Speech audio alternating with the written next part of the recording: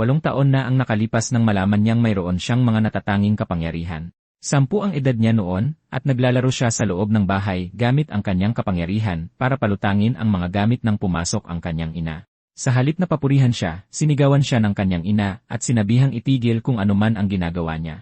Pagkatapos ay mahinahong nakipag-usap sa kanya ang kanyang ina, tinanong kung gusto pa ba niyang makasama siya ng matagal, at sumagot naman si Turan ng dahil gusto pa niyang makasama ito ng mas matagal, pinangako siya nito na hindi na gagamitin ang kapangyarihang iyon mula sa sandaling iyon.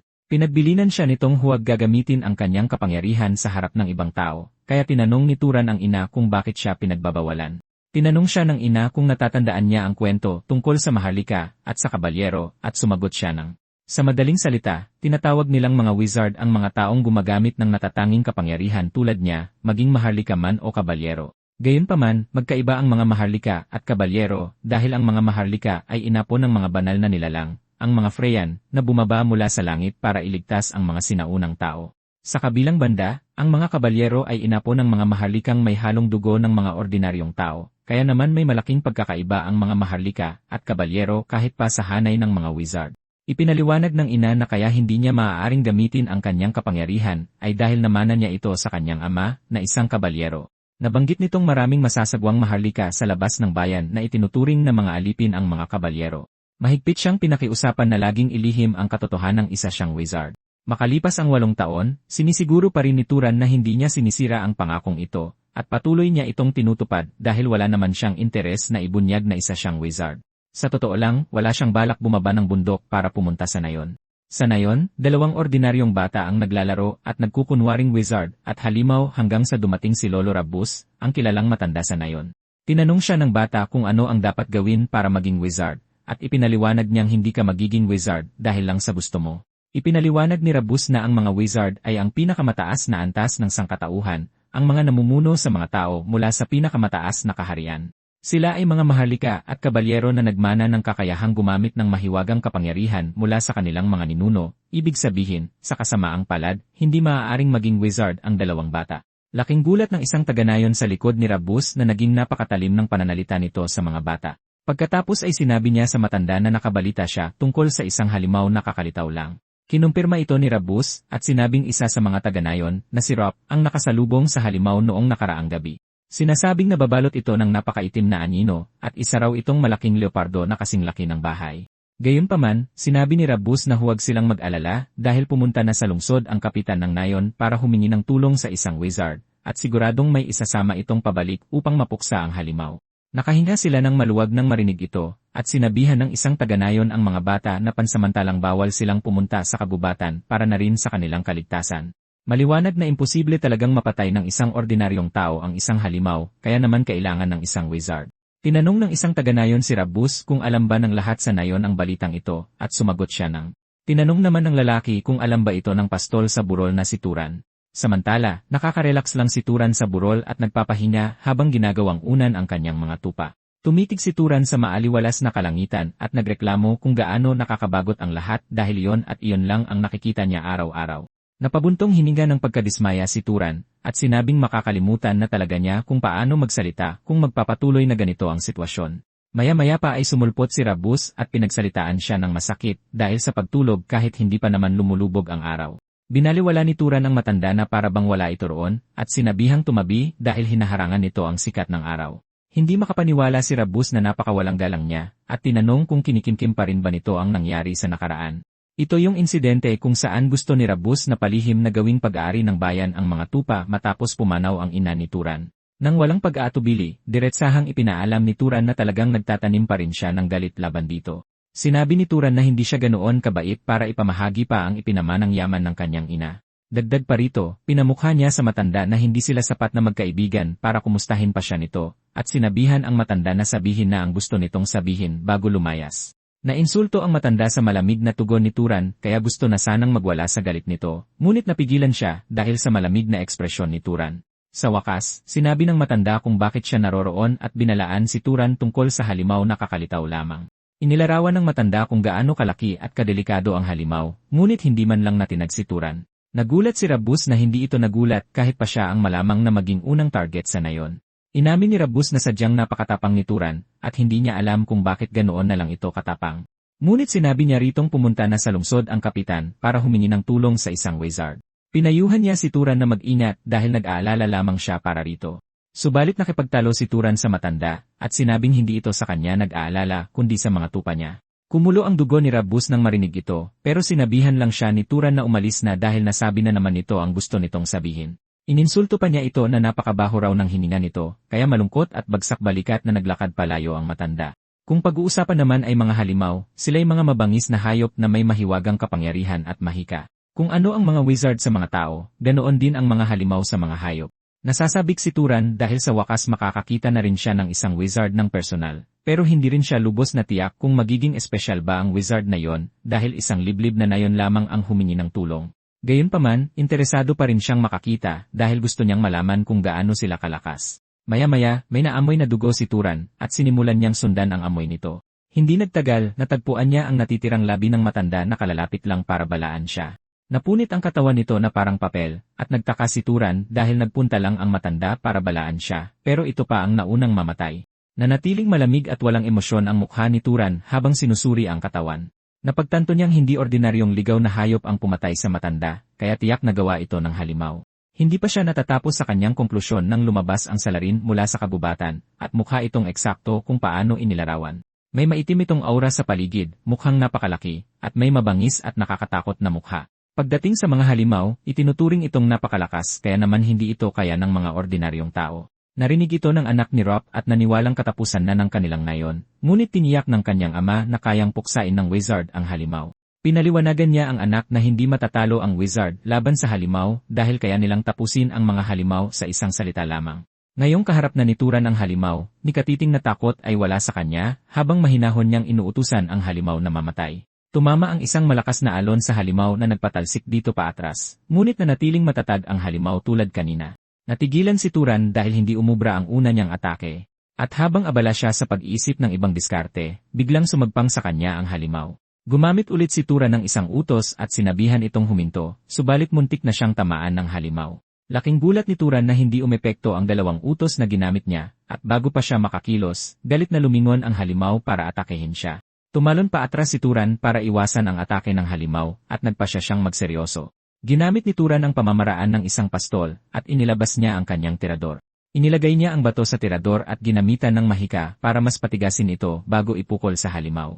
Habang papunta ito sa halimaw, gumamit siya ng isa pang salita para pabilisin pa ito lalo. Nang mas lumapit ang bato sa halimaw, inutusan ito ni Turan na tumagos, at lumikha ito ng matinding puwersa na may kasamang shockwave sa likuran na dumaan sa katawan ng halimaw.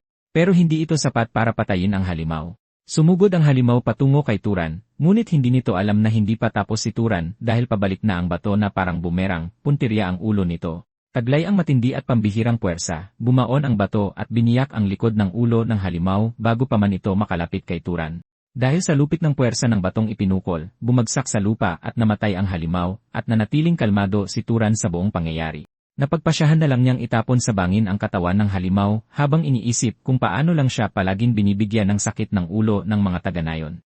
Kinaumagahan, nakatanggap si Turan ng hindi inaasahang pagbisita mula sa pangkat ng galit ng mga taga-nayon.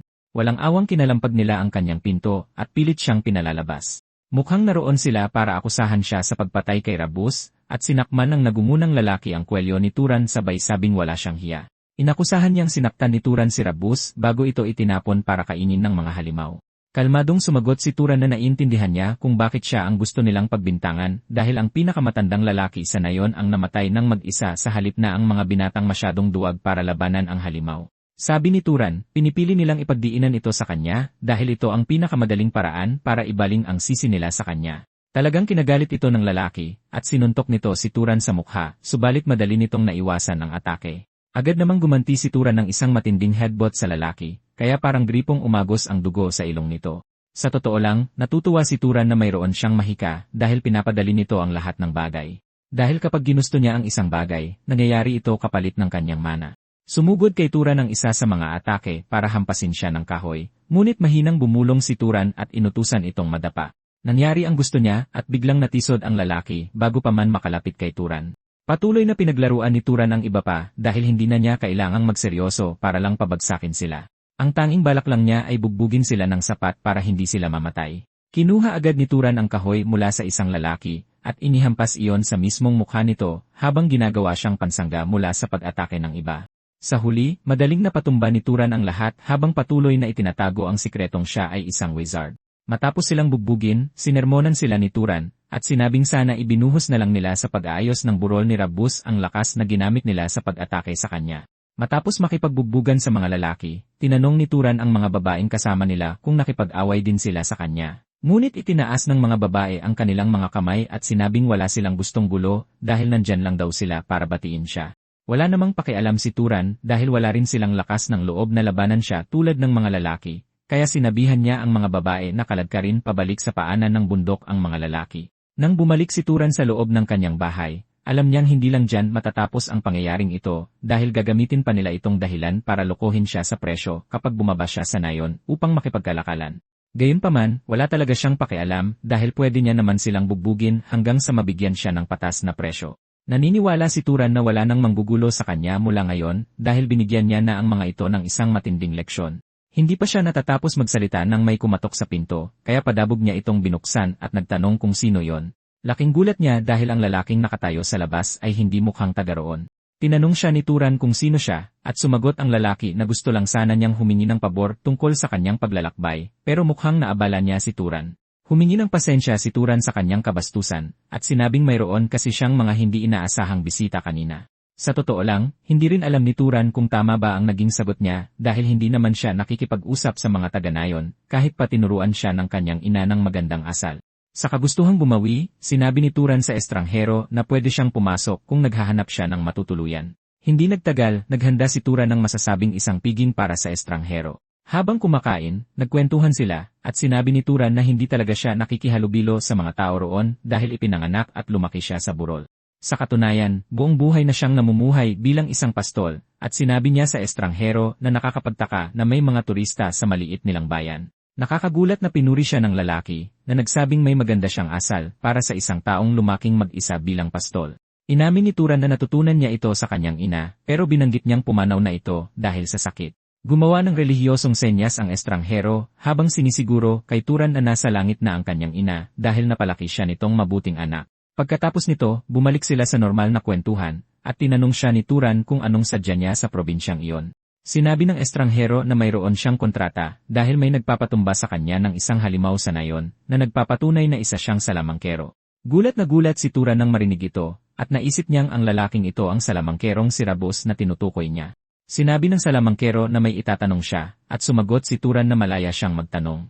Binanggit ng salamangkero na nararamdaman niya ang isang halimaw, pero hindi niya ito makita.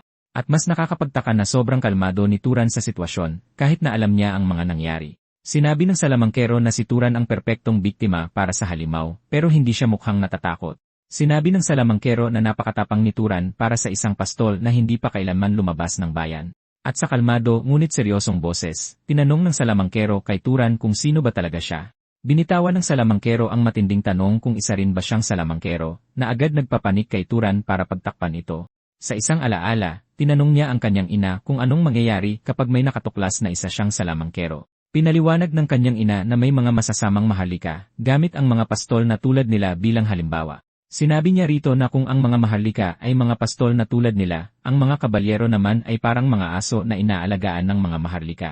Sinabi niya na baka pakitaan siya ng pagmamahal na parang pamilya, pero pwede rin siyang isakripisyo kung kinakailangan. Sinabi ng ina niya na ayaw niya ng ganitong buhay para sa kanya, at idiniin nito na walang pwedeng makaalam na isa siyang salamangkero, lalo na ng ibang mga salamangkero. Ipinaalam niya rito na kung malaman nila ito, ilalayo siya ng mga ito sa kanya, at gagawing asong tagapagbantay na pwedeng itapon anumang oras. Sinabi rin ng kanyang ina na para walang makatuklas na isa siyang salamangkero, baka kailanganin pa niyang pumatay ng tao. At ngayon, pinag-iisipan na ni Turan na gawin ang opsyong ito.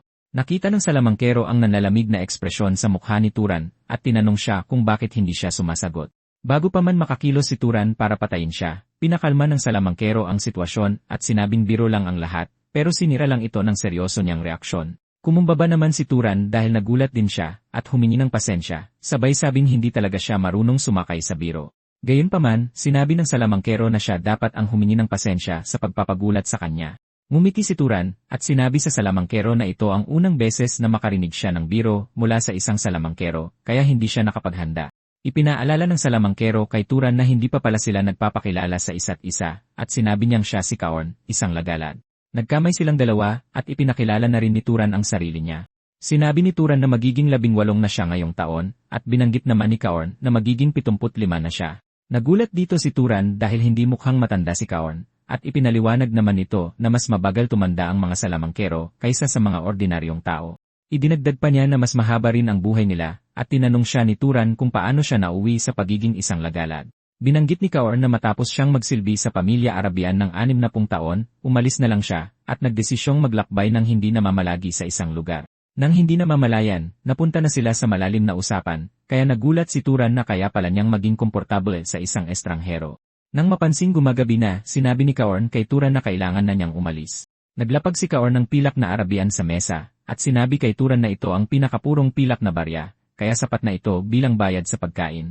Tinanggap ni Turan ang barya ng may buong pasasalamat at hiniling na pala rin sana si Kaorn sa kanyang pangangaso. Sinabi ni Kaorn kay Turan na huwag umastang parang nagpapaalam na dahil baka dumaan pa siya ng ilang beses para muling makikain bago umalis. Kinaumagahan, pumunta si Turan sa bukid para ipunin ang kanyang mga tupa, at mukha siyang mas masigla ngayon kaysa dati. May intindihan naman ito dahil ito ang unang beses niyang makatagpo ng salamangkero at magkaroon ng nakakatuwang usapan na naging komportable siya. Inamin ni Turan na mas palabiro si Kaorn kaysa sa kahit sinong matandang nakilala niya sa buhay niya. Noong nakaraang gabi, bumalik si Kaorn dala ang hayop na kanyang nahuli, at naisip na lang ni Turan na mabuti siyang tao. Para kay Turan, akala niya noon ay mga walang emosyong asong pangaso lang ang mga kabalyero na ginagamit ng mga aroganteng maharlika. Nalilito ngayon si Turan kung paano sasabihin kay Kaorn na wala ng mga halimaw sa burol. Nang gabing iyon, makikitang iniimbestigahan ni Kaorn ang kagubatan, at napansin niya ang mga bakas ng labanan, pero wala siyang maramdamang presensya ng halimaw. Napansin niya ang batong nakabaon sa puno pati na rin ang mga pinutol na puno, at napaisip kung natalo na ba ang halimaw. Kasabay nito, na-curious din siya kung sino ang nangaso, at nagtaka kung may inatasan pa bang ibang salamangkero ang kapitan ng nayon bukod sa kanya. Gayunpaman, nakahinga siya ng maluwag dahil kung may pumatay man sa halimaw, ibig sabihin ay ligtas na ang lugar na siyang pinakamahalaga. Bigla na lang, may naamoy siyang kakaiba, at paglingon niya, nakita niya ang leopardong halimaw na tinalo ni Turan na naglalakad palapit sa kanya. Kaso nga lang, naging mas komplikado ang sitwasyon dahil naging isang wraith ang halimaw at kinabahan ng matindi si Kaorn dahil hindi niya inaasahang may gagawa nito. Habang sinusubukan pa niyang intindihin ang nangyayari, inatake na siya ng halimaw kaya napilitan siyang tumalon patalikod. Lumalabas na nagiging wraith ang isang halimaw kung tatalunin ito nang hindi sinisipsip o pinapakawalan ang mana mula sa bangkay nito. Pangkalahatang kaalaman ito sa mga salamangkero at naniniwala siyang dapat itong alamin ng lahat. Muling sumugod sa kanya ang halimaw pero tumalon si Kaorn sa ere para iwasan ang atake at kumpirmado niya na isang ang salamangkero ang tumalo sa halimaw. Pero hindi niya maintindihan kung bakit hinayaan lang itong maging wraith. Nagtataka siya kung baguhan lang ang taong iyon pero kasabay nito, ayaw niya itong paniwalaan dahil imposibleng may baguhang makakatalo sa kasing lakas ng leopardong halimaw na nasa harapan niya ngayon.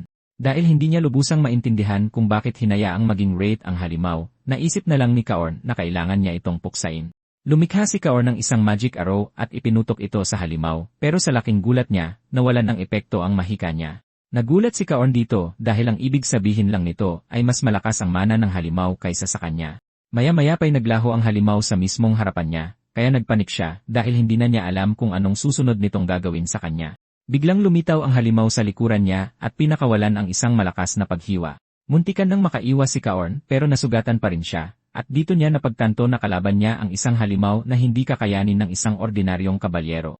Base sa obserbasyon niya, naisip niyang dapat kahit mababang ranggo na maharlika ang isang tao para magkaroon ng laban dito. Tumulo ang pawi sa kanyang mukha dahil sa takot, dahil hinding-hindi niya inaasahan na makakasalubong siya ng ganitong halimaw sa isang liblib na nayon. Dahil nakita niya kung gaano kadelikado ang sitwasyon, naisip ni Kaorn na katapusan na niya, pero wala siyang balak mamatay ng mag-isa kaya plano niyang isama ang halimaw sa hukay. Nagsimula niyang i-concentrate ang lahat ng mana niya sa kanyang kamay, at planong isaksak ito sa halimaw oras na umatake ito. Sa pagkakataong iyon, kumilos nga ang halimaw tulad ng inasahan, at tumalon din si Kaorn patungo rito, handang isakripisyo ang sarili para patumbahin ito. Bago pa man maabot ng halimaw sa kanya, isang malakas na pagsabog ng mahika ang lumitaw mula sa malayo at tumagos sa halimaw, dahilan para matalo ito sa isang tira lang. Makikita sa ekspresyon ni Kaorn ang labis na ginhawa, at noon din ay narinig niya ang pamilyar na boses sa likuran niya na nagtatanong kung ayos lang siya. Gulat na napalingon si Kaorn, hindi makapaniwalang isa palang salamangkero si Turan simulat sa pool. Kinumpirma ito ni Turan at tinanong siya ni Kaorn kung bakit hindi niya ito sinabi.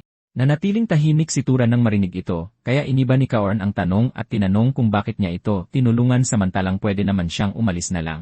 Nagdesisyon si Turan na sabihin sa kanya ang dahilan niya.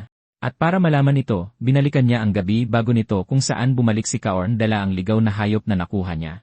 Tinanong siya ni Turan kung bakit nagpapakabayani pa siya kung pwede naman siyang kumita ng malaki dahil sa galing niya. Ibinunyag naman ni Kaorn na kawawa ang mga taga-Nayon dahil nakatira sila sa liblib na lugar na walang sapat na proteksyon. Pinaalalahanan siya ni Turan na hindi niya ito kasalanan, pero sinabi ni Kaorn na isa siyang salamangkero na nagmana ng kapangyarihan mula sa isang Diyos. Kaya naniniwala siya na tama lang na protektahan niya ang mga pangkaraniwang tao. Inamin ni Kaorn na hindi lahat ng salamangkero ay katulad niyang mag-isip dahil lahat ay may sariling pananaw at paraan ng pamumuhay. Ngayon, sinabi ni Turan kay Kaorn na bawat tao ay may kanya-kanyang paraan ng pamumuhay tulad ng sinabi niya noong gabing iyon. Biglang umatake ulit ang halimaw sa kanila pero nakaiwas sila sa tamang oras. Sinabi ni Kaorn kay Turan na hindi nila kaya ang halimaw dahil kailangan nila ng kahit isang maharlika man lang para labanan ito.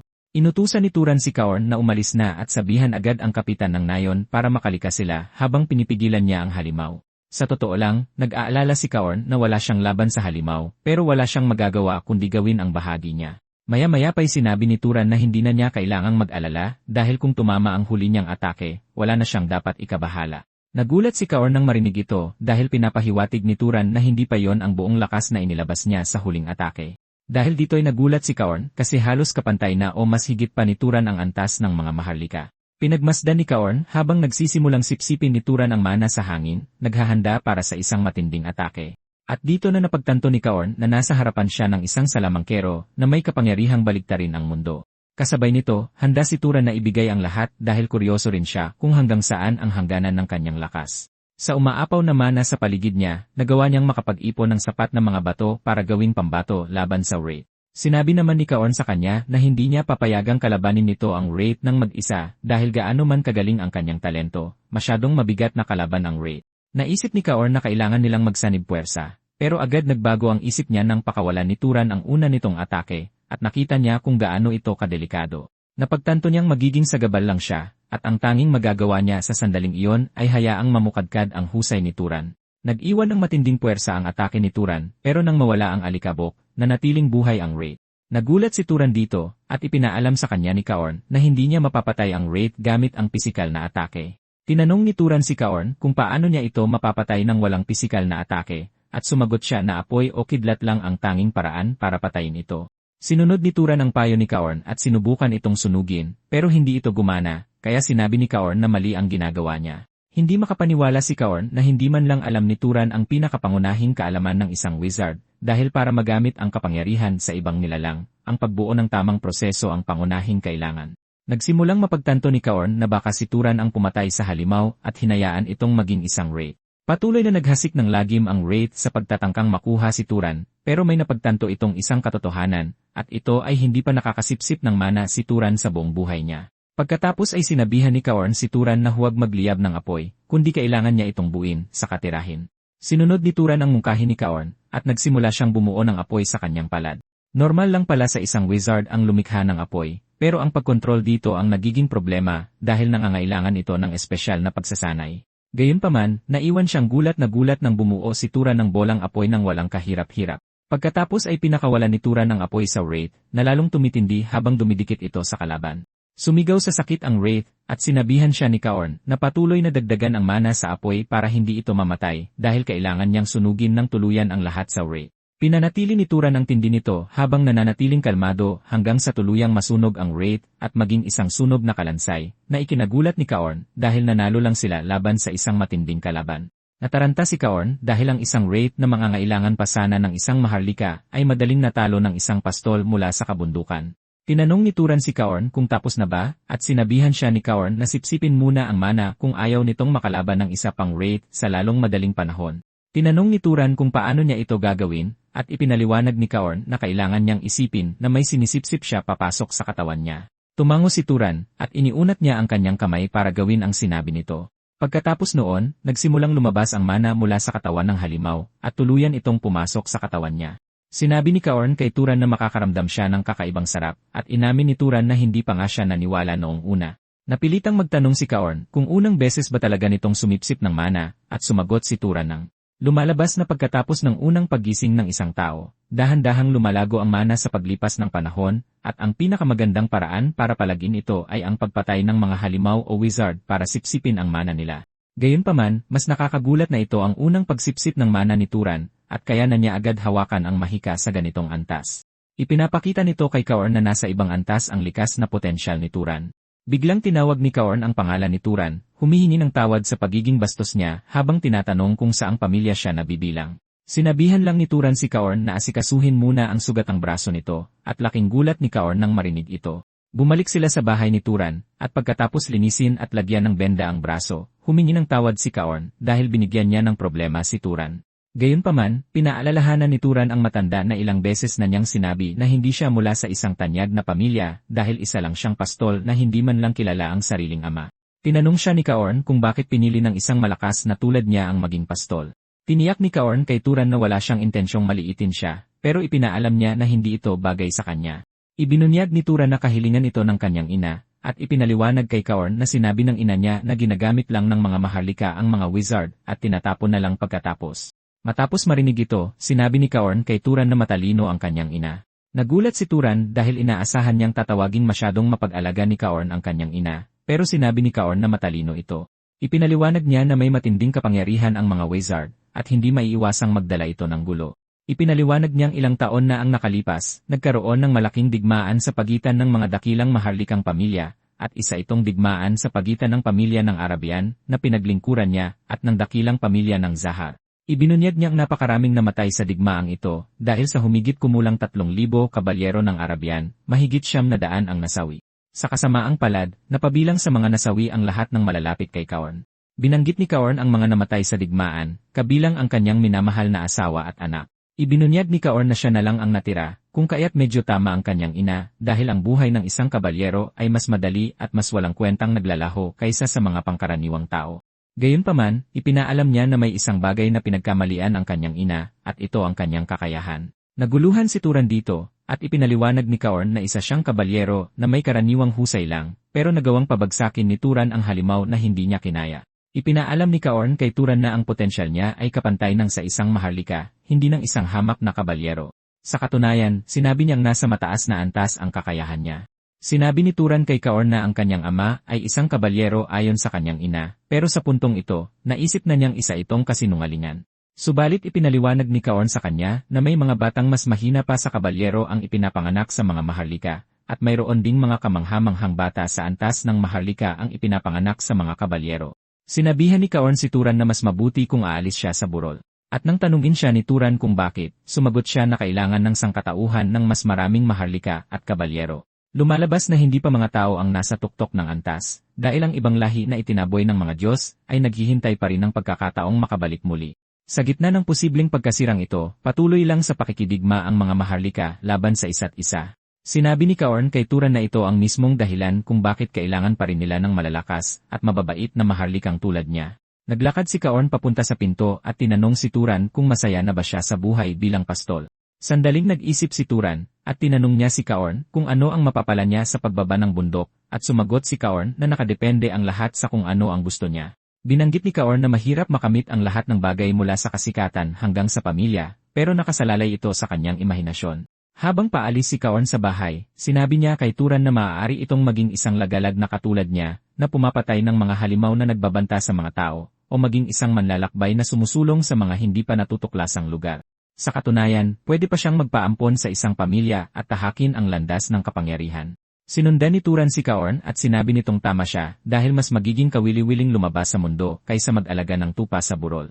Inamin ni Turan na sa unang pagkakataon, naging mausisa siya tungkol sa mundo sa labas. Sa kabilang banda, sinabi ni Kaorn na baka gumagawa na siya ng hindi inaasahang ekspektasyon, pero tiniyak niyang susuportahan niya ito sa abot ng kanyang makakaya. Noon din, tinanong siya ni Kaorn tungkol sa abilidad ng kanyang dugong maharlika. Pero wala talagang ideya si Turan kung ano ang ibig sabihin nito. Humingi ng tawad si Kaorn dahil binigla niya ito, dahil tuluyan niyang nakalimutan ang bahaging wala itong alam sa mahika. Ibinunyag pagkatapos ni Kaorn na ang abilidad ng dugong maharlika ay isang katangiang namamana ng mga maharlika mula sa kanilang ninuno, ang mga Freyan. Sinabi niya sa kanya na ang pagkakaroon ng dugong maharlika ang naghihiwalay sa isang kabalyero mula sa isang maharlika. Tinanong siya ni Kaorn kung may mahika ba siyang naramdamang hindi pangkaraniwang madali at simple nang gamitin niya ito, o kung may namumukod tangi siyang abilidad na hindi na kailangan pang gumamit ng mahika. Ibinunyag ni Turan na may matalas siyang pang-amoy at magaling din siyang magbato ng mga bato.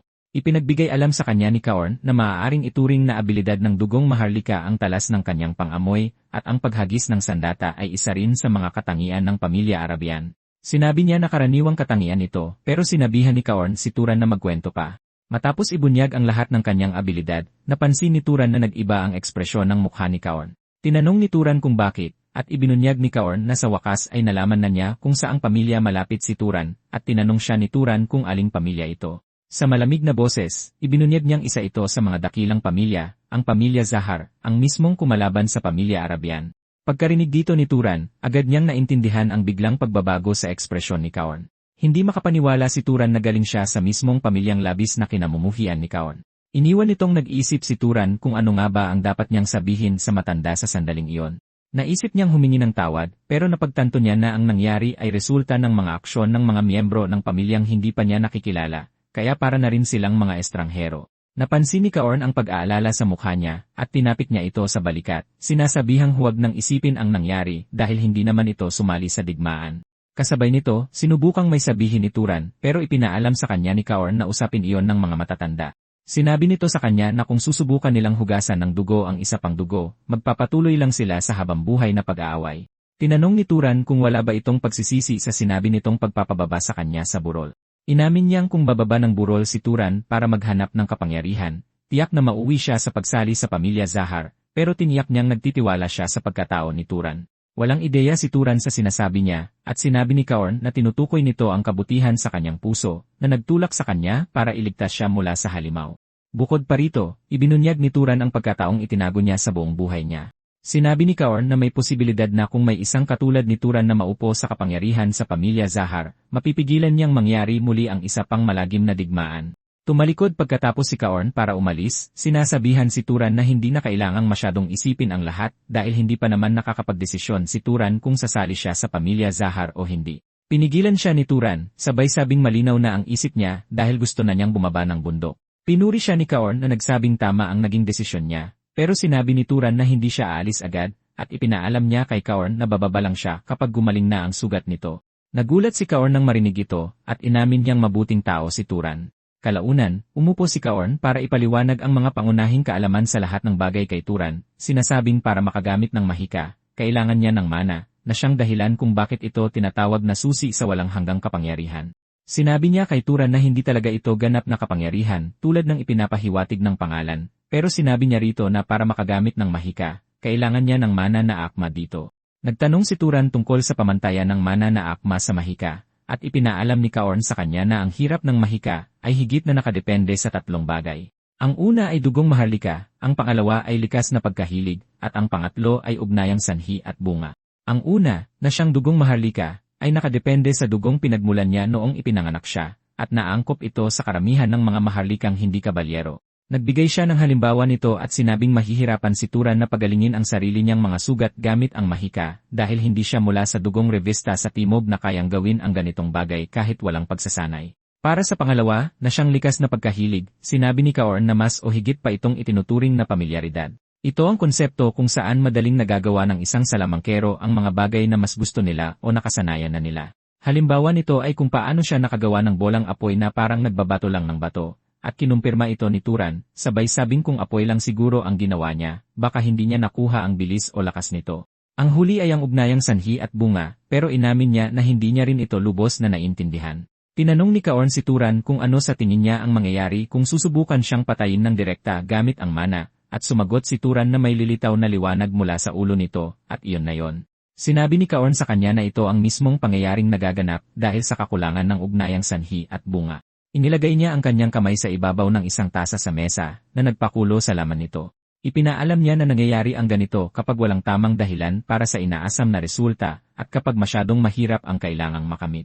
Sumagot naman si Turan na nakuha na niya ang ibig sabihin nito dahil kung gusto niyang patayin si Kaorn, kailangan niya lang gumawa ng sanhi ng pagkamatay tulad ng paglikha at pagtira ng apoy imbes na umubos ng mana para hilingin ang kamatayan nito. Sinunod ni Turan ang parehong proseso sa pamamagitan ng pagsindi ng apoy sa tasa, habang sinasabing mas praktikal na patayin si Kaorn sa ganoong paraan, dahil mas natural ang paggawa at pagtira ng apoy kaysa sa direktang pagsindi nito. Natuwa si Kaorn kung paano na ipaliwanag ni Turan ang lahat, at sinabi niyang pwede na sana itong maging profesor imbes na isang salamangkero. Sinabi ni Turan kay Kaorn na kaya niyang kontrolin ang mga hayop ayon sa gusto niya, pero gusto niyang malaman kung bakit kailangan ng causality ng mga mahiwagang halimaw.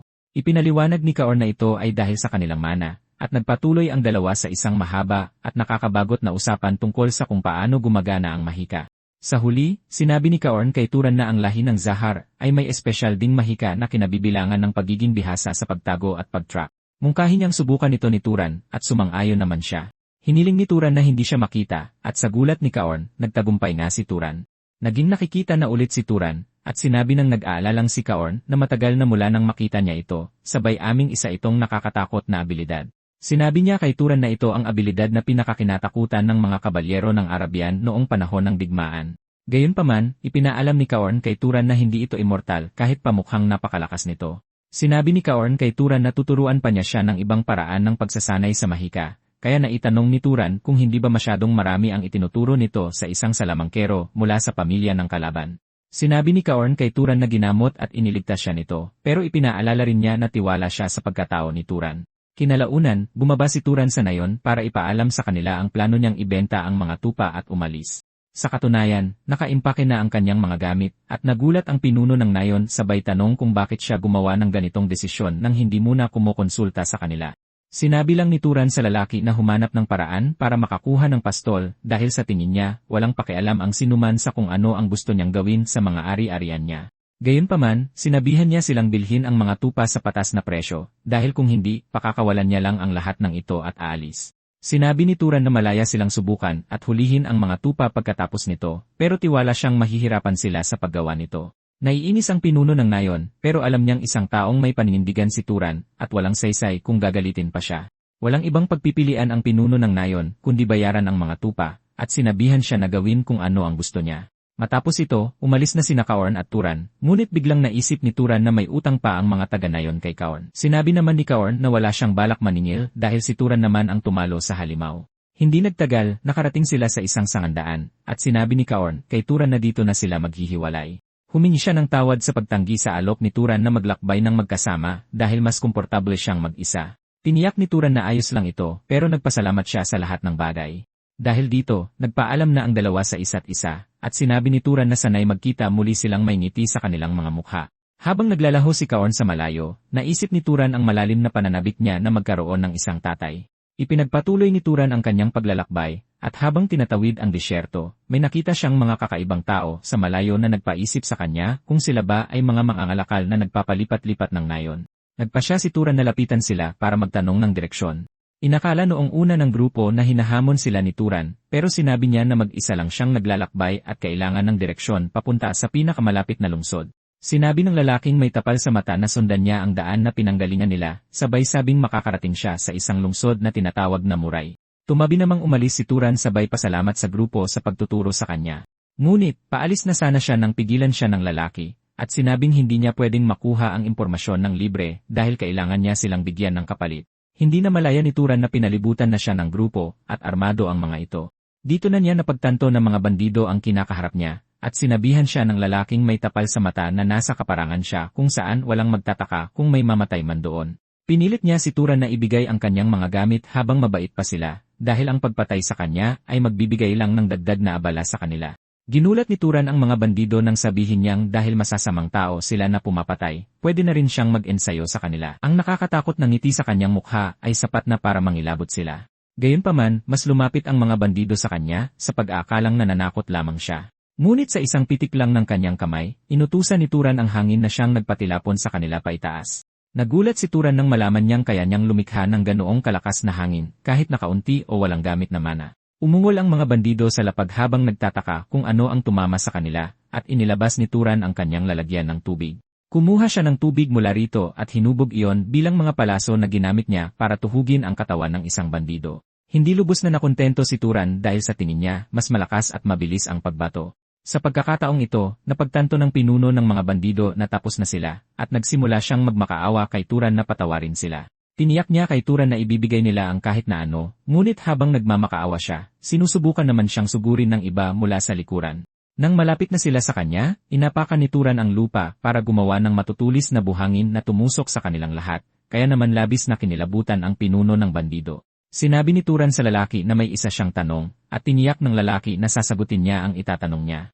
Tinanong niya sa lalaki kung bakit nila siya inatake ng walang plano, dahil tulad ng nakita nila, pwede siyang maging isang salamangkero. Sumagot ang pinuno ng bandido na yumuko si Turan kahit noong nagsasalita sila ng bastos sa kanya.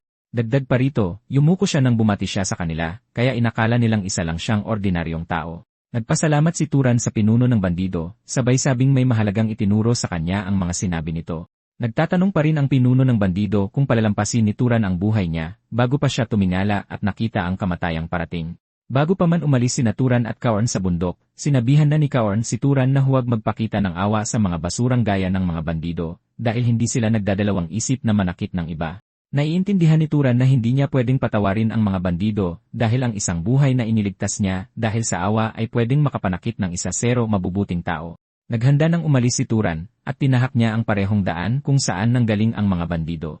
Gayunpaman, habang papalayo siya, hindi maiwasan ni Turan na mapagtantong nakapatay siya ng tao. Kahit na nakonsensya siya ng bahagya, alam niyang hindi niya pwedeng palampasin ang mga bandido dahil malinaw siyang binalaan ni Kaorn tungkol dito. Matapos maglakad sa kaparangan at pag-isipan ng paulit-ulit ang turo ni Kaorn, natagpuan din ni Turan ang sarili sa isang bagong mundo. Natatanaw niya mula sa itaas ang maliit na lungsod ng Muray, at pagpasok pa lang niya rito, namangha siya sa dami ng tao dahil ito ang unang pagkakataon na nakakita siya ng napakaraming tao sa iisang lugar. Natigilan si Turan dahil maging ang mga gusali rito ay ibang-iba kaysa sa nayon nila. Para kay Turan, ramdam niya sa wakas na nasa lungsod na siya. Lumapit si Turan sa isang lalaking nagbebenta ng prutas, at binati niya ito. Inakala ng lalaki na gustong bumili ni Turan, pero sinabi ni Turan na hindi siya isang mamimili. Naalala niya ang mga sinabi ni Kaorn sa kanya na dapat siyang maghanap ng matutuluyang inn kapag nakarating siya sa isang lungsod. Tinanong ni Turan sa lalaki ang daan papunta sa isang inn, pero itinaboy lamang siya ng nagtitinda ng prutas, at sinabihang lumayas na lang dahil hindi naman siya bibili. Nagtaka si Turan kung bakit ang bastos ng lalaki, dahil hindi naman niya alam kung may patakaran na kailangan niyang bumili muna ng prutas bago magtanong. Itinuro ni Turan ang isang mansanas, at tinanong niya ang presyo nito. Sinabi ng nagtitinda na nagkakahalaga ito ng 2 dapet, at naglabas si Turan ng 2 barya, na agad nagpabatid sa nagtitinda na isa siyang dayo. Gayunpaman, ipinaalam niyang ayos lang din naman magbayad gamit ang ibang barya. Akmang magbabayad na siya nang tanungin ni Turan kung saan siya makakahanap ng inn, kaya sinabihan siya ng lalaki na dumiretso sa daan sa likod ng tindahan ng kapa bago kumaliwa. Sinabi niyang ito ang gusaling may asul na bubong, at ito ang pinakamalaking inn sa lungsod. Sa pagsunod sa direksyon ng lalaki, nakarating si Turan sa inn at malugod siyang sinalubong ng empleyado roon na si Lina. Tinanong ni Turan kung magkano para sa isang gabi, at sumagot ang babae na nagkakahalaga ito ng 16 na dapet. Pumayag si Turan na magbayad, ngunit sinabi niya sa babae na may isa pa siyang gustong malaman. Tinanong niya sa babae kung may malapit bang halimaw na may pabuya roon. Noong una ay nagtaka si Lina sa tanong, ngunit tinanong ito ni Turan dahil kailangan niyang pumatay ng mga halimaw at sipsipin ang mana ng mga ito. Dagdag pa rito, makakapagbigay rin daw ng malaking pera sa kanya ang panghuhuli ng mga halimaw, ayon kay Kaorn. Napansin ni Turan na hindi sumasagot si Lina, kaya tinanong niya kung bakit. Sumagot siya na walang libreng bagay sa mundo. At matapos mapasaya ang babae, sinabi niya rito na dumiretso sa mga bulwagang panlungsod, ngunit walang ideya si Turan kung ano ito. Ipinaliwanag ni Lina na dito nila inaasikaso ang iba't ibang isyong pampubliko, at ang mga opisyal na nagtatrabaho doon ay mga tauhan ng Panginoon ng lungsod. Gayunpaman, ipinaalam niyang malamang sarado na ito dahil gabi na. Subalit, sinabihan niya siyang pumunta sa lungsod kinabukasan, dahil dito siya makakahanap ng pabuya para sa mga halimaw. Tinanong siya ni Lina kung isa ba siyang monster hunter. Ngunit walang ideya si Turan kung ano ang ibig sabihin nito. Ipinaliwanag ni Lina na may kasabihan na kapag nanghuli ng mga halimaw ang isang ordinaryong tao, nagiging isa siyang salamangkero, at inakala niyang sinusubukan ni Turan na maging isang salamangkero. Bigla na lang, isang kakaibang lalaki, si Madan, na isa palang monster hunter, ang sumulpot sa likod ni Turan, at sinabi sa kanya na totoo ang sinabi ni Lina dahil nakita niya ito gamit ang sarili niyang mga mata. Mukhang magkakilala sina Lina at Madan, at nagulat ang babae na buhay pa pala siya. Ipinagmalaki ni Madan na sinabihan niya na itong hindi siya mamatay hanggat hindi siya nagiging salamangkero. Naging interesado si Turan sa sinabi ni Madan, at tinanong kung pwede ba nitong ipaliwanag iyon. Ipinaliwanag ni Madan na dahil lumalakas ang mga salamangkero sa pagpatay ng mga halimaw, parehong prinsipyo rin ang nangyayari sa isang ordinaryong taong nakapatay ng halimaw, na ang ibig sabihin ay pwede silang maging salamangkero. Ibinunyag ni Madan na siya at ang kanyang grupo ay nanghuhuli ng mga halimaw para maging mga salamangkero. Sabik na tinanong sila ni Turan kung may isa ba sa kanila na ganap ng salamangkero, ngunit tumanggi si Madan. Binanggit niya na sa lungsod, nandyan lang ang salamangkero ng Panginoon at ang 3 tauhan sa ilalim nito. Dahil sinabi ni Turan na nanghuhuli siya ng halimaw, pinagalitan siya ni Madan, at sinabihan na masyadong luma ang kagamitan niya at wala man lang siyang dalang sandata. Gayunpaman, ipinaalam ni Turan na mayroon siya, at nilabas niya ang kanyang tirador. Bilib si Madan kung gaano kaluma ang tirador dahil pinapakita nitong madalas na yon gamitin ni Turan. Inamin naman ito ni Turan dahil maganda raw iyong gamitin sa mabilis na pagtira ng anumang bagay na kasing laki ng itlog. Sinabi naman ni Madan kay Turan na kaya niyang manghuli ng mga halimaw na lobo o kuneho gamit ang tirador. Binanggit ni Madan ang kagustuhan nilang magdagdag pa ng isang tagatira sa kanilang grupo, at tinanong niya kung interesado ba siyang manghuli kasama nila. Gaya ng inaasahan, magalang na tinanggihan ni Turan ang alok, pero pinasalamatan niya ang lalaki sa pagsasaalang-alang sa kanya. Kinagabihan, nagpahinga si Turan sa kanyang kwarto, habang iniisip kung gaano kagulo ang naging araw niya. Iniisip niya kung ano ang mangyayari sa hinaharap dahil hindi siya makapaniwalang nakaalis na talaga siya sa nayon. Naglalaro si Turan gamit ang kanyang mahika nang maramdaman niyang may ibang tao sa paligid. Bumangon siya sa kanyang kama at tinanong kung sino ang nasa labas ng pinto. Ipinaalala kasi sa kanya ni Kaorn na huwag kailanman ibababa ang kanyang depensa, kahit pa nasa 1 inch dahil hindi ibig sabihin na nasa syudad siya ay ligtas na siya. Naghanda si Turan para sa isang atake habang naglalakad siya para buksan ang pinto. Sa kanyang gulat, ang taong nakatayo sa pinto ay si Lina, na nagtatanong ng mga walang kwentang bagay na parang natutulog pa siya. Sinabi ni Lina kay Turan na nandyan siya para painitin siya dahil baka raw malamig ang kanyang kwarto. Lubos na naguluhan si Turan at tinanong niya kung ano ang ibig sabihin nito. Hinawakan ni Lena ang kanyang dibdib na nagpapahiwatig na tama ang narinig niya, pero naguguluhan pa rin si Turan sa buong sitwasyon. Sinabi ni Lena kay Turan na handa siyang gawin ang gusto niya para sa maliit na halaga, at tinanong siya ni Turan kung paano kung wala siyang gustong mangyari. Hinawakan ni Lena si Turan sa mga balikat at sinabihang huwag magsinungaling dahil halata raw ito sa mukha niya. Agad na naging malamig ang ekspresyon ni Turan, at ito ay dahil naalala niya ang babala ni Kaorn na huwag makisangkot sa mga trabahador sa inn dahil karamihan sa kanila ay may mga sakit. Kahit na matibay ang mga salamangkero laban sa mga sakit, ang problema ay baka maipasa niya ito sa ibang babae kung hindi siya mag-ingat. Sinabihan ni Dorn si Turan na huwag hayaang mabulag siya ng kanyang pagnanasa na magdadala sa kanya sa pagsisisi. Nauwi sa pagtataboy ni Turan kay Lena, at naglakad itong paalis ng may galit. Nagsisimula ng mapagtanto ni Turan na isang malaking bagay ang pamumuhay sa syudad dahil nakasagupan niya ang nagtitinda ng prutas, at ngayon ay kinakaharap niya rin si Lena. Bumalik si Turan sa kanyang kama at inisip kung paano nilalagyan ng presyo ang maliliit na bagay, kaya napagtanto niyang talagang napakalamig ng pakikitungo sa syudad. Samantala, tinanong si Madan ng isa sa kanyang mga tauhan kung bakit gusto niyang isama si Turan kanina dahil mukha namang wala itong ibubuga. Sinabi pa ng isa sa kanila na masyadong mayabang magsalita si Turan at magiging maganda siyang pain sa mga halimaw. Sinabi naman ni Madan sa kanyang mga kasama na ipinapaalala ni Turan ang kanyang sarili noong bata pa siya. Ayon sa kanya, nag-aalala si Madan sa klase ng armas na ginagamit ni Turan sa pangangaso. Gusto ni Madan na manatili si Turan sa tabi niya para kahit paano ay mabuhay pa ito ng mas matagal. Hindi makapaniwala ang kanyang mga tauhan kung gaano kabait ang kanilang boss, at lingid sa kanilang kaalaman, naririnig sila ni Turan mula sa kanyang kwarto. Tipid siyang umiti nang marinig ito dahil naisip niya na baka hindi naman buong pusong malamig ang syudad tulad ng inaakala niya. Kinabukasan, pumunta si Turan sa bulwagan kung saan nakita niya ang isang bastos na opisyal.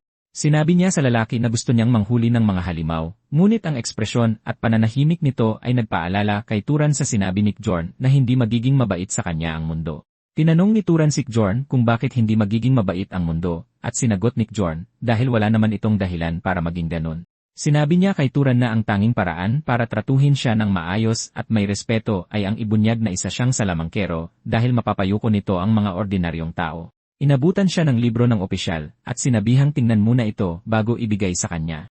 Napagtanto ni Turan na isa itong halimaw na uwak at hinimok siya ng lalaki na iuwi ang bangkay kung kaya niya itong patayin.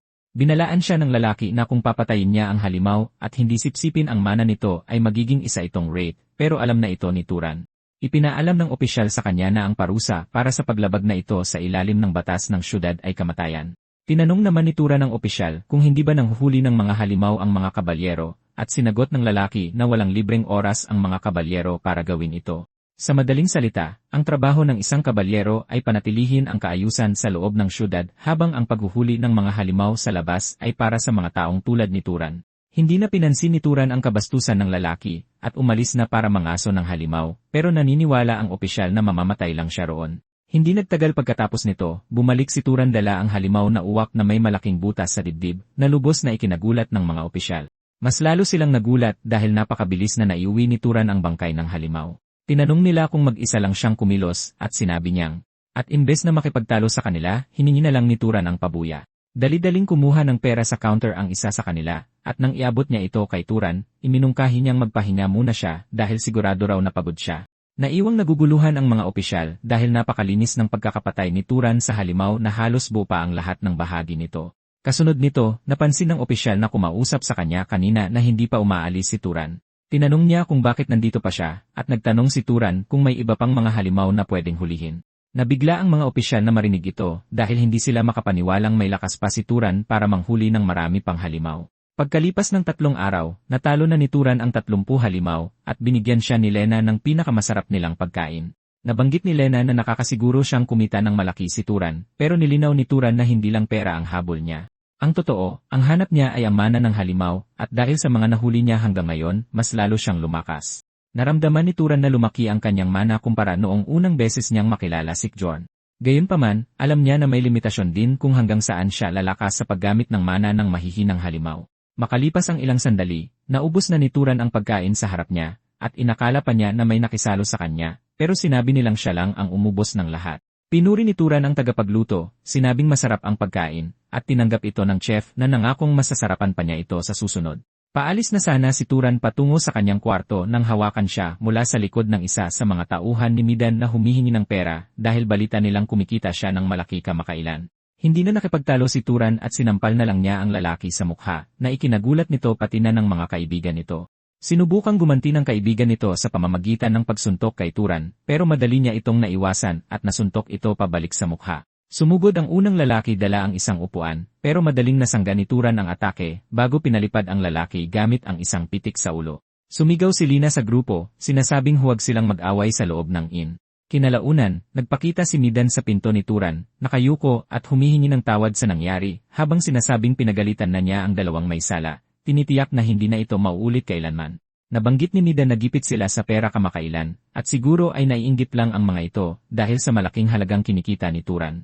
Sinigawan ni Midan ang dalawa, inutusang humingi ng tawad, at sinunod naman nila ang kanilang boss. Tinanong ni Turan si Midan kung ganun ba kahirap ang sitwasyon nila, at inamin niyang sa loob ng 3 araw, baka hindi na sila makapagbayad ng upa sa kwarto. Matapos iyon, inabutan siya ni Turan ng isang supot ng pera, na ikinabigla ni Midan, at tinanong kung bakit binibigyan niya sila ng pera. Sinabi sa kanya ni Turan na pambayad ito sa kabaitang ipinakita niya noong sinabi niyang nag-aalala siya, kaya gusto niya siyang isama. Natigilan si Midan nang marinig ito, at tinanong niya si Turan kung paano niya nalaman, pero binaliwala ni Turan ang tanong.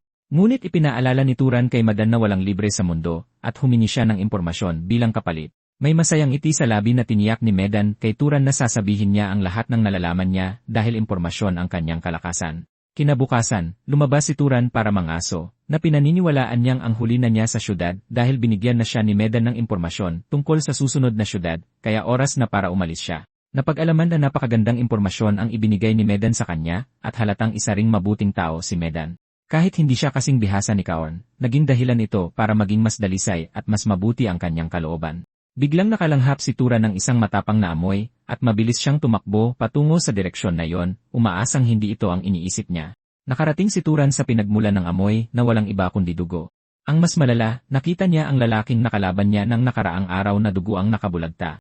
Tila hindi pa ito sapat, lumingon siya at nakita ang katawan ni Midan sa lupa, kaya napaisip siya kung ano ang maaaring nangyari. Matapos iyon, isa sa mga tauhan, na hindi pa patay, ang nagawang makapagsalita, at sinabi kay Turan na kagagawan ito ng isang halimaw na kuneho. Lumingon si Turan at nakita ang salarin na nakatitig sa kanya, at bigla na lang sumugod ang kuneho sa kanya sa napakabilis na paraan.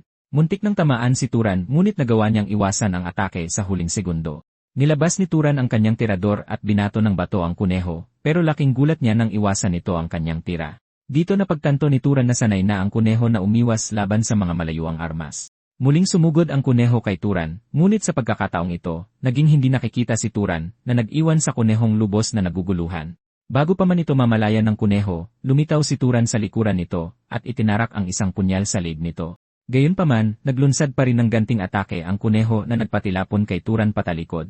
Hindi nag-aksaya ng oras ang kuneho at sinugod muli si Turan, kaya napilitan si Turan na maging invisible muli. Dahil sa inis, nagsimulang manira ang halimaw kung saan nito inaakalang nagtatago si Turan, pinuputol ang mga puno sa dinadaanan nito na parang wala lang. Nang mawala ng lakas, napasigaw ito ng malakas bago namatay dahil sa pagkaubos ng dugo. Nang mamatay ang halimaw, sinipsip ni Turan ang mana nito, at napansin niyang kakaiba ang dami ng mana na nasisipsip niya.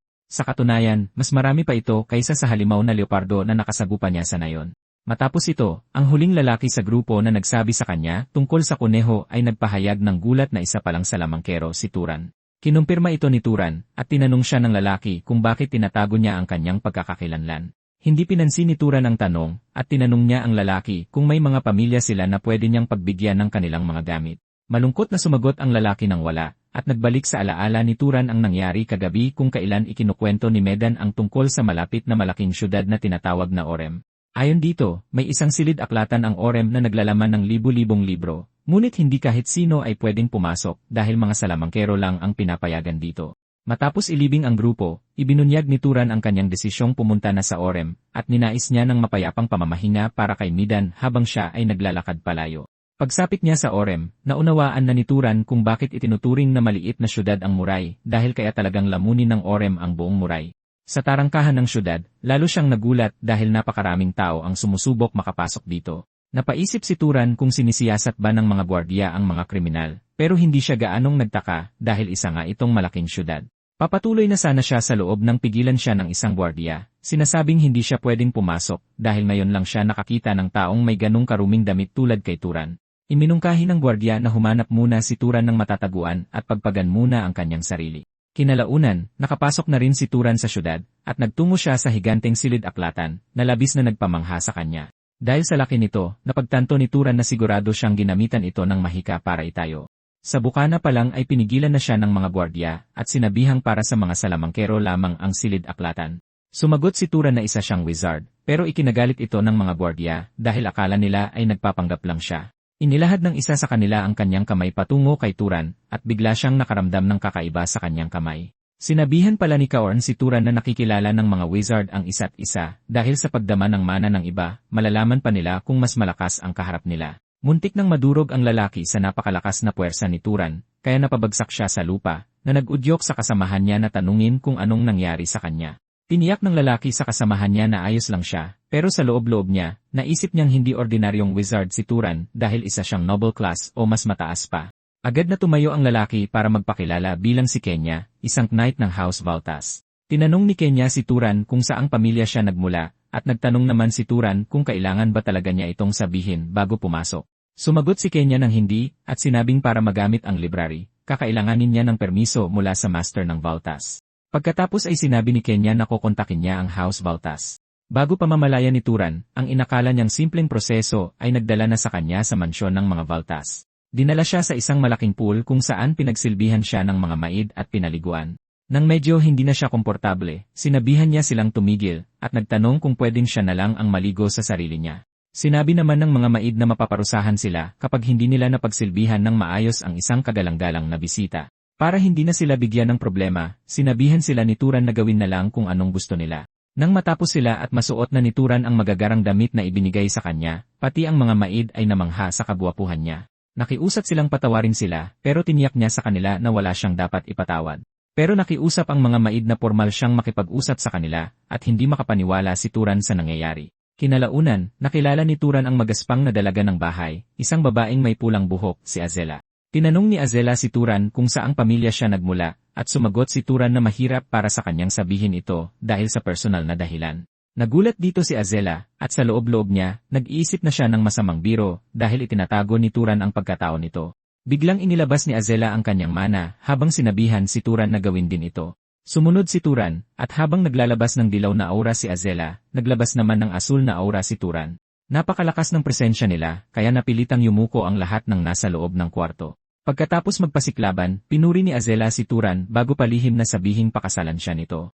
Gaya ng dati, nanlamig ang ekspresyon ni Turan dahil sa pagkabigla at pagkalito. Napilitan tuloy ang butler ni Azela na sabihan siyang tumigil sa pagsasabi ng mga walang kwentang bagay. Sinubukan bawiin ni Azela ang sinabi niya at pinalabas na biro lang ito, pero maya-maya ay lumingon kay Turan at sinabing pag-isipan pa rin niya ito. Nang makaalis na si Azela, tiningnan ni Turan ang mga daliri niya at napansin niyang nanginginig ang mga ito.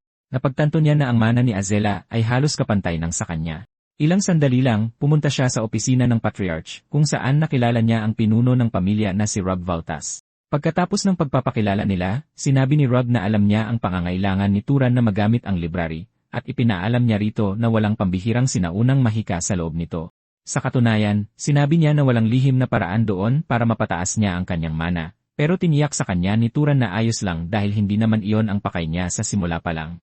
Sinabi ni Rob kay Turan na hindi na niya ito pipigilan dahil gusto pa rin ito, at inihayag niya na walang kumpidensyal na impormasyon tungkol sa kanilang pamilya ang nasa loob ng library.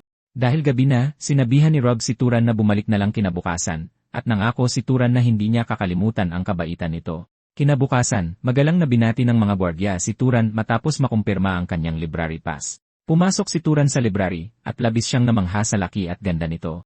Nakatingin pa rin siya sa paligid ng may lumitaw na maliit na bata sa tabi niya, na binati siya at nagpakilalang siya ang librarian. Sinabi niya kay Turan na ipaliliwanag na niya sa kanya ang mga patakaran ng library. Sa totoo lang, nagulat si Turan dahil hindi niya inaasahang isang maliit na bata ang librarian. Sinabi nito na ang unang patakaran ay hindi siya pwedeng makasira ng kahit ano, dahil kapag nangyari yon, kailangan niya itong bayaran. Pangalawa, hindi siya pinapayagang maglabas ng kahit anong libro mula sa library. Idinagdag niya na babantayan niya ito habang ginagamit ang library, pero nakiusap si Turan na bigyan siya ng espasyo kapag nagbabasa para hindi siya mailang. Dahil ang maliit na bata ay librarian, tinanong siya ni Turan kung nagbabasa rin ba siya ng libro sa library, at kinumpirma niya ito, sabay sabing pwede siyang tumulong maghanap ng anumang gusto nitong basahin. Tinanong ng librarian si Turan kung gusto ba niya ng romansa o kasaysayan, pero sinabi lang ni Turan na gusto niyang matutunan ang mga pangunahing kaalaman tungkol sa mundo. Hindi nagtagal, binigyan ng librarian si Turan ng maraming libro, at sinabing daan-daang taon na ang mga ito kaya naniniwala siyang hindi talaga ito babagay sa gusto niyang matutunan. Nagbigay siya ng panibagong set ng mga libro at sinabing makakatulong ang mga ito sa kanya. Nagpasalamat si Turan sa tulong niya at namangha siya kung gaano kaganda ang mga libro. Binuksan ni Turan ang isang pahina at pakiramdam niya ay parang nasa langit siya dahil sa ganda ng mga nakasulat dito. Agad na nahilig si Turan sa pagbabasa at ginawa niya ang parehong gawain araw-araw. Dahil dito, naunawaan ni Turan ang heograpiya ng mundo, ang iba't ibang lahi, at ang mga patakaran ng mga wizard. Sa katunayan, natutunan niya kung paano ginagawa at pinoproseso ang iba't ibang mga gamit. Sa bawat kaalamang naiipon niya, ang kanyang mundo, na dati isang blangkong espasyo, ay mas naging malinaw at makulay para sa kanya. Lumipas ang ilang araw, inimbitahan ni Rob si Turan sa opisina niya dahil nalaman niyang sinusulit talaga ni Turan ang paggamit ng library. Sinabi ni Rob kay Turan na bukod sa itinuturing siya bilang isang noble, isa ring kabutihang loob ang payagan siyang gamitin ang library. Sinabi ng lalaki na gusto niyang makatanggap ng kabayaran para sa kabutihang loob na ito, at sinabihan siya ni Turan na sabihin na kung ano ang kailangan niya. Binanggit ni Rob na may isang halimaw na nagpakita sa hilaga ng lungsod, at inaatake nito ang mga manlalakbay. Nagtanong si Turan kung gusto ba nitong ipahuli niya iyon, at sinabi ni Rob na may 4 na knight na naunang pumunta para manghuli, pero hindi na sila nakabalik. Sa pagkakataong ito, gusto niyang isang noble ang gumalaw, pero 2 tao lang ang kayang ipadala ng House Valtas sa ngayon. Hindi naman gaanong nainis si Turan dahil trabaho naman ng mga wizard na protektahan ang mga tao, pero may pakiramdam siyang may mali. Nagpatuloy si Rob sa pagsasabing naharangan ang Northern Road, na isang mahalagang ruta ng kalakalan para sa lungsod, at 10 araw na itong ganito. Nang marinig ito ni Turan, napagtanto niyang nangyayari na pala ang problemang ito, bago pa man siya dumating sa lungsod, kaya naman madali siya nitong pinayagang magamit ang library. Matapos iyon, naghanda na ang grupong manghuhuli sa pag-alis sa kastilyo, at isa si Azela sa kanila. Nagreklamo si Azela kung gaano kawalang tiwala ang ama niya para isama pa si Turan sa kanila. Kasama rin sa grupo ang isa sa mga miyembro ng pamilya, si Marvin Valtas. Habang papasok sila sa kabubatan, tinanong ni Marvin si Turan kung interesado ba siya kay Azela. Pero humindi si Turan, kaya sumagot si Marvin na nakakagaan ito ng loob. Ilang sandali lang, may natagpuan silang sirang karwahe, na kagagawa ng halimaw na hinahanap nila. Nagtingin-tingin ang mga sundalo para imbestigahan ang paligid, pero si Turan ang unang nakaramdam kung ano ang totoong nangyari.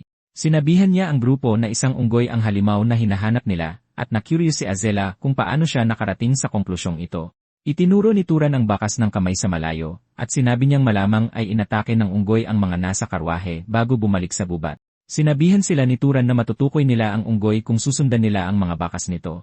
Inamin ni Azela na wala siyang ganitong klase ng mahika at ganoon din si Marvin. Sumingit si Turan at sinabing susubukan niyang maghanap. Nagulat si Azela nang mapagtanto niya kung saang bloodline nagmula si Turan, habang pumulot naman ng tela si Turan mula sa pagkasira para matunton ang unggoy. Naramdaman ni Turan kung saan nanggagaling ang mana, at itinuro niya ang direksyon na kailangan nilang puntahan. Hindi nagtagal, nakarating sila sa isang batis kung saan nawala ang mga bakas. Sinabi niya sa kanila na malamang ay naghugas ang halimaw sa tubig, at nagulat si Azela na marinig na nagagawa ito ng isang simpleng hayop para maiwasang matunton. Sinubukan silang pakalmahin ni Turan at sinabing baka naghugas lang talaga ito dahil gusto nito. Biglang naamoy muli ni Turan ang halimaw at sumigaw siya para sabihing nasa likuran nila ito. Tulad ng sinabi niya, lumitaw ang halimaw sa likod nila at napakakatakot ng itsura nito. Kung hindi pa yon sapat na nakakasindak, nagsimula pa silang batuhin ng unggoy. Napakabilis ng lipad nito at tumama sa mga knight, pero nagawang iwasan ni Turan ang atake. Ang nakakagulat, napansin niyang ginamit ni Azela at Marvin na panangga ang dalawang knight sa halip na iwasan ang atake. Labis na nadismaya si Turan at na-realize niyang hindi nagkamali ang nanay niya. Lumingon ang halimaw para subukang tumakas, pero inutusan ni Azela ang mga knight na habulin ito. Nang muntik na nilang mawala ang unggoy, isang matulin na bato ang dumaan sa ulo ni Azela, tumagos sa pormasyon ng mga knight bago bumaon sa katawan ng halimaw na nagpabagsak dito sa lupa. Gulat na lumingon sina Azela at Marvin para lang makita na si Turan ang bumato sa unggoy gamit ang tirador niya. Dahil wala ng laban ang halimaw, pinakawalan ni Azela ang kanyang fireball magic dito, at sinunog ito sa napakalakas na apoy na muntik nang uminit pati ang paligid. Sa kabilang banda, napabilib si Turan na sa wakas ay nakita niya ang bloodline ng House Valtas na mga peromanya. Pagkatapos niyang sunugin ang unggoy, inamin ni Azela na nakaramdam siya ng takot nang lumipad ang bato papunta sa kanila. Habang abala sa pang-aasar sa isa't isa sina Azela at Marvin, humihiyaw naman sa paghingi ng tulong ang mga sugatang knight. Pinagalitan sila ni Azela at sinabihang tigilan na ang pag-inarte. Mayroon pang isang naputulan ng buong braso, kaya napilitan ang grupo na simulan ang pagbibigay ng pangunang lunas sa mga sugatan. Sa kabilang banda, nagpapasalamat si Turan na walang namatay. At kahit biglaan ang atake, naniniwala siyang naiwasan sana nila ang matitinding pinsala. Sigurado siyang mas malakas sina Marvin at Azela kaysa sa mga knight, pero nagawa pa rin nilang gawing panangga ang mga taong mas mahina kaysa sa kanila. Napansin ni Marvin ang kakaibang ekspresyon sa mukha ni Turan, at tinanong siya kung ano ang problema, pero sinabi ni Turan na wala lang iyon. Matapos ito ay sinabihan ni Azela si Turan na pwede siyang sumama sa kanilang sumipsip ng mana. Pumayag si Turan dito, at pinalibutan ng tatlo ang unggoy para simulan ang pagsipsip sa mana. Nabasa pala ni Turan sa isang libro na kahit marami pang tao ang sabay-sabay na sumipsip ng mana, hindi mababawasan ang antas ng pagpapalakas. Hindi nagtagal, tumigil na sina Marvin at Azela dahil sagad na sila sa limitasyon nila. Ngunit laking gulat nila nang makitang kasalukuyan pa ring humihigop ng mana si Turan. Sa wakas ay naunawaan na ni Azela kung bakit sinabihan siya ng kanyang ama na isama siya, dahil ang kanyang husay sa mahika at kapasidad sa mana ay pumapantay sa kanya. Sa katunayan, mas nakakagulat ito dahil si Turan ay isang maharlika na hindi pa man lang umaabot sa sukdulan ng kanyang paglaki. Kalaunan, pagbalik ng grupo sa kastilyo ay pinuri ni Marvin si Turan at sinabing salamat sa kanya kaya nila natalo ang halimaw. Gayunpaman, sinubukan ni Turan na manatiling mapagkumbaba at sinabing wala lang iyon. Sa totoo lang, pinagsisisihan niya na hindi niya ito agad napansin, kaya naman nagkaroon ng pagkakataon ang halimaw na makaatake ng una. Dagdag pa rito, hindi inakala ni Turan na magkakaroon din ng kakayahang maghanap ang halimaw na yon. Nagulat sila nang marinig ito, kaya ipinaliwanag ni Turan na ang iba't ibang kakayahan ay gumigising base sa panlabas na anyo ng isang halimaw. Ipinabatid niya sa kanila na ang pinatay nilang unggoy ay may malalaking kamay at mga mata, ngunit hindi ganoon ang orihinal nitong anyo. Naniniwala si Turan na posibleng gumising ang kakayahan ng unggoy na maghagis ng mga bagay ng napakalakas, at ang kakayahang makakita ng malayo o tumagos ang paningin sa kabubatan. Manghang-mangha si Marvin kung gaano kagaling si Turan sa mga ganitong bagay, at nabanggit ni Turan na nagbasa siya ng isang ensiklopedya ng mga halimaw sa silid-aklatan. Nagulat si Marvin dito dahil walang pumupunta sa silid-aklatan sapagkat itinuturing itong nakakabagot. Inamin ni Azela na minsan na siyang pumasok doon noon dahil sa kuryosidad, pero puno ito ng maihirap unawaing mga aklat.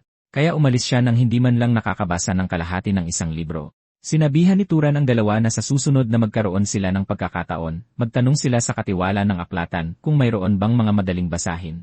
Nagtaka si Azela nang banggitin ni Turan ang katiwala ng aklatan dahil wala siyang kilalang kahit sinong katiwala roon.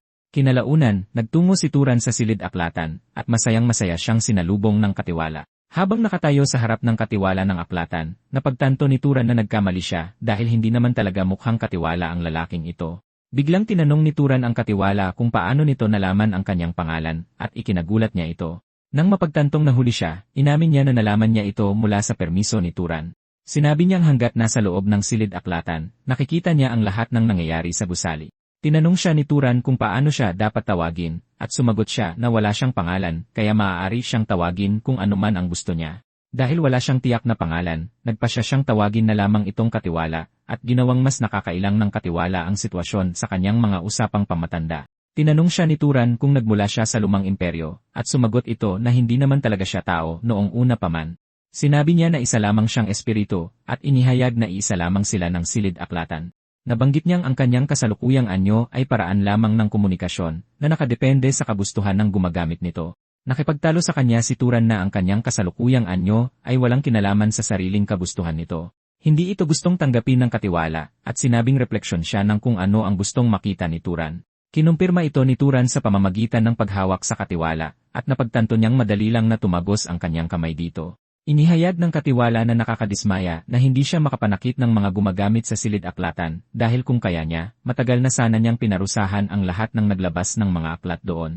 Madaling napagtanto ni Turan na walang may alam na nag-exist siya, at sumagot siya na hanggang sa sandaling iyon, wala pang sinuman ang may sapat na kakayahan para makita siya. Nabanggit niya na ginawa siya ng kanyang tagalikha sa paraang makikita lamang siya ng mga taong nasa mataas na antas. Ibig sabihin nito ay si Turan lamang ang bukod tanging nakakakita sa kanya.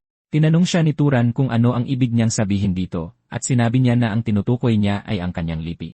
Pilit na pinaamin ni Turan ang katiwala tungkol sa kanyang lipi, ngunit tinukso lamang siya nito, at sinabing tanungin na lang ang kanyang mga magulang.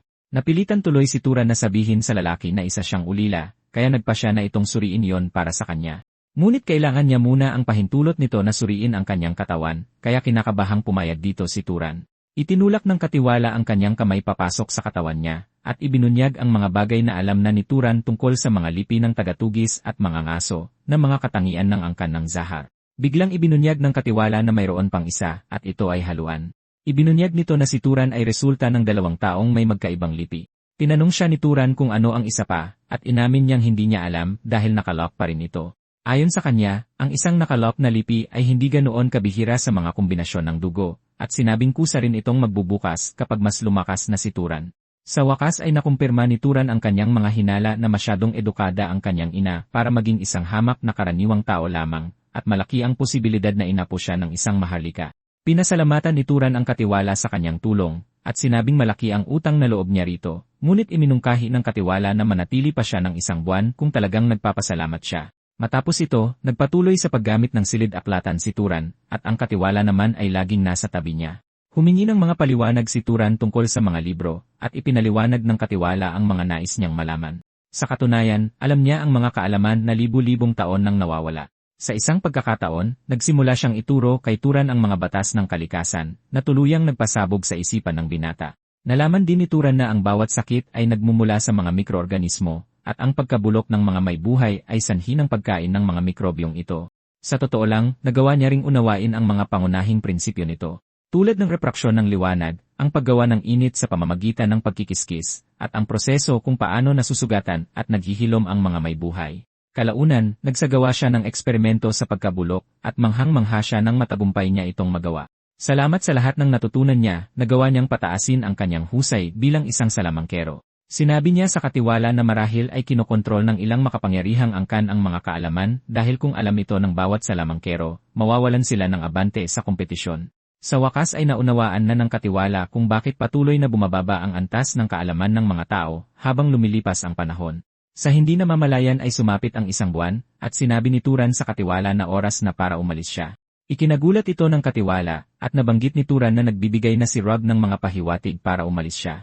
Sobrang nadurog ang puso ng katiwala rito, kaya tumalon siya palapit kay Turan habang nagmamakaawang isama siya, ngunit tumagos lamang siya sa katawan nito. Tinanong ni Turan ang katiwala kung maaari ba siyang umalis ng aklatan, ngunit sinabi nitong hindi. Gayunpaman, tiniyak niya kay Turan na alagaan niya ito kung mananatili siya, ngunit tinanggihan ni Turan ang alok. Pag-alis ni Turan, pinangakuan niya ang katiwala na bibisita siya paminsan-minsan, at sinabing napakarami pang mga aklat ang hindi pa niya nababasa. Dahil dito, nag-empake ng mga gamit si Turan at tuluyan nang umalis sa lungsod. Kumuha siya ng isang mapa mula sa aklatan, at mula sa mapang ito, nalaman niyang ang balwarte ng angkan ng Zahar, ang disyerto ng Enriel, ay matatagpuan sa silangan ng Orem. Nagpasya si Turan na oras na para magtungo sa Zahar upang maghanap ng mga pahiwatig tungkol sa kanyang mga magulang. Nang gabing iyon, nagkampo si Turan sa kakahuyan dahil hindi siya nagmamadali, sapagkat kung gusto talagang maglaho ng mga pahiwatig na iyon, matagal na sana itong nangyari. Habang nagpapatuloy sa kanyang paglalakbay, pinapatay rin niya ang mga halimaw na nakakasalubong sa daan. Kinabukasan, nakita niya ang isang kabayong pinoprotektahan ang walang malay nitong amo mula sa dalawang Dark Elf. Dismayado ang dalawa na napapaatras sila ng isang kabayo. Upang mapatay ang kabayo, gumamit ng kapangyarihan ang mga necromancer na elf na bumuhay ng mga patay na halimaw sa paligid. Nananatiling nagtatago si Turan habang pinapanood ang mga elf na ginagawa ang kanilang masamang binabalak. Napaisip tuloy si Turan kung tutulungan ba niya ang lalaki o hindi, dahil hindi niya alam kung ang walang malay na lalaki ba ang unang umatake sa mga Dark Elf. Pagkatapos ay nagpasya ang mga elf na kainin ang iba pang mga tao na kanilang pinatay habang nag-isip ng paraan para tuluyang mapuksa ang kabayo. Ang katotohanang kumakain sila ng kapwa-tao ay agad na nagpasidhi sa galit ni Turan at inaktiba niya ang kanyang stealth mode. Tiniyak niyang nagamit niya ng maayos ang kanyang pagtatago, at mabilis na binato ng bato ang isa sa mga elf na agad nitong ikinapugot ng ulo. Nagpanik ang kasamahan nito nang makita niyang napugutan ng ulo ang kanyang kaibigan mismo sa kanyang tabi. Mabilis niyang tinipon ang mga halimaw na kanyang binuhay. Nagpakawala si Turan ng isa pang atake sa elf, ngunit pinrotektahan ito ng halimaw na toro na nasa harapan niya gamit ang matigas nitong ulo. Pagkatapos ay sumugod ang toro sa direksyon kung saan umaatake si Turan, tinutumba ang mga puno ng walang pakialam, ngunit hindi nito nahuli si Turan. Natataranta ang elf dahil alam niya kung ano ang kayang gawin ng isang gumagamit ng stealth, ngunit gumamit siya ng isa sa mga halimaw upang alamin kung saan nagtatago si Turan. Napilitan si Turan na lumabas sa kanyang stealth mode, at inutusan ng elf ang mga halimaw na tugisin siya. Gumawa ng pag-ataking apoy si Turan, at napatay niya ang isa sa mga halimaw. Ngunit bago pa siya makabawi, sumugod na palapit sa kanya ang toro. Muntik nang matamaan si Turan ngunit nagawa niyang makatalon palayo. Nataranta si Turan nang mapagtanto niyang ang bibilis pala ng mga halimaw. Nagpasalamat na lamang siya sa langit dahil napatay niya na ang isa sa mga elf kanina. Bigla na lamang siyang kinagat ng isa sa mga halimaw mula sa likuran. Ibinagsak ng halimaw ang panga nito sa kanyang sakong, at habang nakikipaglaban si Turan sa halimaw ay tinamaan siya ng toro, dahilan para tumilapon siya sa isang puno. Napakalakas ng pagkabangga ni Turan sa puno kaya napasigaw siya sa sakit. Umubo siya ng dugo bago napaluhod sa matinding sakit, at sinabihan siya ng elf na pahihirapan muna siya nito bago patayin. Bigla na lamang sinipa ng kabayo ang mukha ng elf na siyang nagpabagsak dito sa lupa. Humingi ng tulong ang elf at agad na pinagtulong-tulungan ng mga halimaw ang kabayo. Tuluyan nilang nakalimutan si Turan at naging isang malaking pagkakamali ito dahil nakapagpakawala si Turan ng isang malakas na atake na tumuklap sa ulo ng elf. Dahil patay na ang mga elf, namatay rin ang mga halimaw at napaluhod si Turan dahil sa sobrang pagod. Naglakad palapit sa kanya ang kabayo para tingnan ang kalagayan niya at pinasalamatan ni Turan ang kabayo sa tulong nito. Kinalaunan ng gabing iyon, nagising ang amo ng kabayo, at nagulat siyang makita ang isang estranghero sa kanyang harapan. Kaswal na binati siya ni Turan, ngunit pilit na tinanong ng lalaki kung sino siya. Sinabi ni Turan sa lalaki na nakita niya itong inaatake ng mga Dark Elf, kaya kinailangan niya itong iligtas. Lumapit ang kabayo sa lalaki, at hinimas niya ito habang sinasabing Tili ang pangalan nito. Sinabi ni Turan sa lalaki na isang mabuting kabayo ang kanyang alaga, dahil naiintindihan nitong kailangan niyang protektahan ang kanyang amo. Nagpasalamat ang lalaki kay Turan sa pagliligtas sa kanya, at nagpakilala na siya ay si Aziz ng angkan ng Berg. Nagpakilala rin si Turan bago itanong kung may partikular bang dahilan kung bakit siya nakabangga ng mga Dark Elf. Binanggit ni Aziz na naglalakbay lang siya kasama ng kanyang mga tagasunod nang bigla na lang silang atakihin ng mga elf nang walang dahilan. Sinabi ni Aziz na lagi niyang naririnig na barbaro raw ang ibang lahi, pero hindi niya inakalang aabot ito sa ganito. Naiyak muna ng sandali si Aziz bago humingi ng tawad kay Turan dahil naging emosyonal siya. Inamin niyang may mga nawala siyang tao na napakahalaga sa kanya, at tinanong siya ni Turan kung pamilya ba niya ang mga ito. Ibinunyag ni Aziz na mga kabalyero at tagapaglingkod sila na kasama niya sa paglalakbay. Sila ang nagpalaki sa kanya mula pa noong bata siya, kaya itinuturing na niya silang pamilya. Agad na pagtanto ni Turan na isang mabuting tao si Aziz, at tinanong niya ito kung alam ba nito kung ilang Dark Elf ang umatake dahil 2 lang ang napatay niya. Sinabi ni Aziz kay Turan na napatay na niya silang lahat. Gayunpaman, para makasigurong walang umaaligid sa kanila, ginamit ni Turan ang kanyang search ability para suriin ang paligid at tiyaking wala ng mga elf sa lugar. Tinanong pagkatapos ni Aziz kung may importanteng pupuntahan si Turan, at inamin nitong nasa kalagitnaan din siya ng isang paglalakbay. Nagulat si Aziz na naglalakbay si Turan kahit napakalakas nito, at tinanong niya kung anak ba siya ng isang dakilang angkan. Gusto rin niyang malaman kung bakit nag-iisa si Turan, at sinagot niya itong mahirap ipaliwanag, habang inaaming hindi naman talaga siya ganoon kalakas. Ipinaliwanag niyang nanalo lang siya sa pamamagitan ng pag-ambush sa isa sa mga elf, habang tinulungan naman siya ni Tilly para labanan ang isa pa. Sa huli ay pareho nilang inilabas ang kanilang aura para makita ang antas ng lakas ng isa't isa. Nang matapos sila, laking gulat ni Turan sa dami ng mana na nasa mana tank ni Aziz. Napagtanto niyang malamang mas marami pang mana si Aziz kaysa sa kanya kung hindi lang niya nasipsip ang mana ng mga Dark Elf. Inakala ni Aziz na isang maharlika si Turan at nagmula sa isang makapangyarihang angkan. Bukod dito, kumbinsido siyang hindi pa naaabot ni Turan ang hangganan ng kanyang lakas, kaya napaisip siya kung bakit mag-isa lang itong naglalakbay. Dahil wala namang tiyak na pupuntahan si Turan, inalok siya ni Aziz na sumama na lang sa kanya sa House of Berg. Tiniyak niya kay Turan na babawi siya sa pagliligtas ng buhay niya at bilang kapalit sa ligtas na paghahatid sa kanya pauwi. Tinanong siya ni Turan kung paano siya babawi, at dito inamin ni Aziz na galing siya sa pamilya ng mga enchanter, na mga basalyo ng House Arabian, ang dakilang angkan sa Hilaga. Matagal na raw na gumagawa ng mga magic tool ang kanilang angkan, at pinangakuan niya si Turan na igagawa niya ito ng pinakamahusay na magic tool.